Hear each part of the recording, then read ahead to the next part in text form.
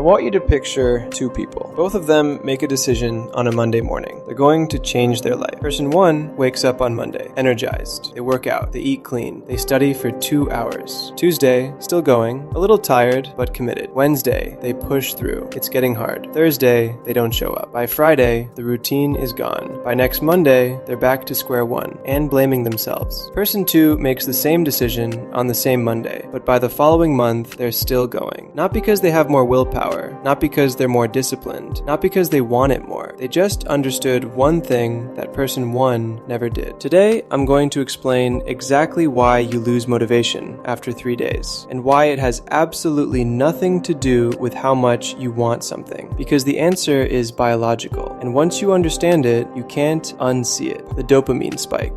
Here's what nobody tells you about motivation. Motivation is not a character trait. It is a chemical. That chemical is called dopamine. And dopamine does not work the way most people think. When you decide to change your life on Monday morning, your brain releases a massive spike of dopamine. Not because you've done anything yet, but because you've imagined the outcome, the new body, the better grades, the disciplined version of yourself. Your brain rewards the fantasy before the work even begins. That spike feels incredible. It feels like motivation. It feels like this time is different. But here's the problem. That spike is not sustainable. It was never meant to last. Dopamine spikes and then it crashes. And the crash usually happens around day 3. The day 3 crash.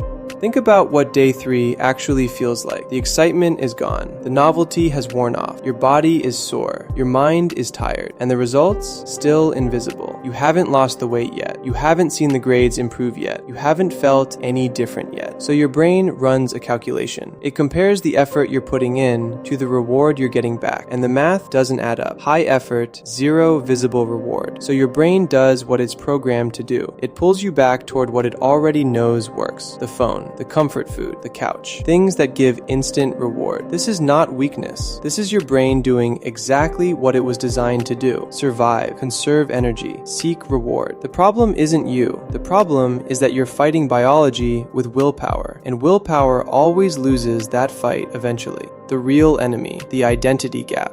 But there's something even deeper going on, something most people never realize. When you start a new habit, you're not just starting a behavior, you're trying to become a different person, and your brain has a very strong idea of who you already are. It has spent years building that identity, the person who sleeps in, the person who skips the gym, the person who procrastinates. Not because you want to be that person, but because your brain has confirmed it over and over. Every habit you've kept, every choice you've made becomes evidence of who you are. So when you try to act differently, your brain flags it as a threat. It says, this doesn't match who we are. This is uncomfortable. This is unfamiliar. Stop. Psychologists call this the identity gap, the distance between who you are right now and who the new habit requires you to be. And the wider that gap, the stronger the resistance. This is why massive overnight changes almost never stick. The gap is too wide. The brain rejects it like a foreign object. The 2 loops.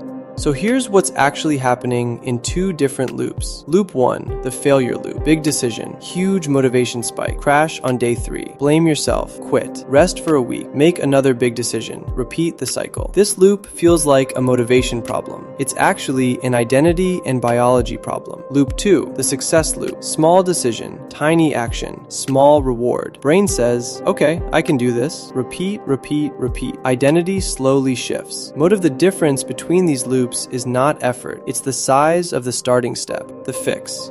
So let's fix this. And I mean actually fix it, not motivational advice. Systems. Fix 1. Make the first step embarrassingly small. Not 10 push-ups, 1 push-up. Not a 2-hour study session, 15 minutes. Not the full meal prep, just cut the fresh sounds too simple to work. That's the point. Your brain doesn't resist small things. It only resists large identity shifts. 1 push-up doesn't threaten who you are. 10 push-ups every day forever does. Fix 2. Reward before before day 3. Don't wait for results to feel good. Create immediate rewards for showing up. After the workout, your favorite meal, your favorite show, something you actually enjoy. You're training your brain to associate the new behavior with reward before the results arrive, before the motivation returns naturally. This is how you survive the valley between starting and seeing results. Fix 3. Redefine success. Stop measuring success by results. Measure it by showing up. If you did the thing, it was a successful day. Full stop. Even if the workout was bad, even if you studied but retained nothing, showing up is the win every single time. Because showing up builds the identity, and identity builds everything else. Fix 4. Track visible proof. Get a simple calendar. Mark every day you show up with an X. After 5 days, you have a chain. Now your brain has something to protect. Don't break the chain. That chain becomes evidence of your new identity, and your brain will start defending it instead of attacking it. Here's the truth most people never hear. You don't need more motivation. You need a smaller starting line. Person 1 from the beginning of this video, they didn't fail because they weren't trying hard enough. They failed because they started too big and biology took over. Person 2, they didn't succeed because they were stronger. They succeeded because they made it impossible to fail on day 1. Start so small that your brain says yes. Do that every day until it's just who you are. That's the whole system. If this changed how you think about motivation, stick around, because next week we're going to talk about why your brain actively resists success and how to stop it from doing that.